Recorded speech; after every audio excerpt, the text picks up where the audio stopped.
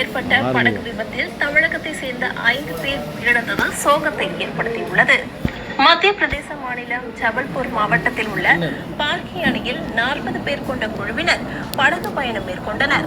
அணையின் மைய பகுதிக்கு சென்றபோது திடீரென அந்த படகு கவிழ்ந்து விபத்துக்குள்ளானது. இதுவரை 28 பேர் மீட்கப்பட்டுவிட்ட நிலையில் தேடுதல் பணி தீவிரப்படுத்தப்பட்டுள்ளது.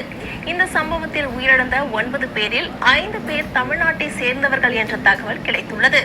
திருச்சி திருவெரும்பூர் அருகே உள்ள நவல்பட்டு பகுதியை சேர்ந்த காமராஜ், அவருடைய மனைவி கார்குழலி, மகன்கள் புவீந்திரன், தமிழ்வேந்தன், மைத்துனி சௌபாக்கியவதி மற்றும் அவரது மகன் மயூரன், மகள் இனியா என 7 பேர் அந்த படகில் பயணம் செய்துள்ளனர். படகு கவிழ்ந்த விபத்தில் காமராஜ், கார்குழலி தம்பதி, அவர்களது மகன் தமிழ்வேந்தன், சௌபாக்கியவதி மற்றும் அவரது மகன் ஆகிய 5 பேரும் பரிதாபமாக உயிரிழந்தனர்.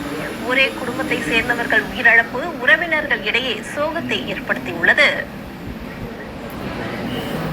பேட்டில் என்ன சொல்றாங்க கேக்குது. போனாங்க. அங்கே வந்து போட்டுக்கு போகும்போது போட்டு ஒரு காவல்கள் வந்து மருமக ஒரு பேரை அடிக்கல பேரை மருமக எல்லாம் 5 பேர் இறந்துட்டாங்க.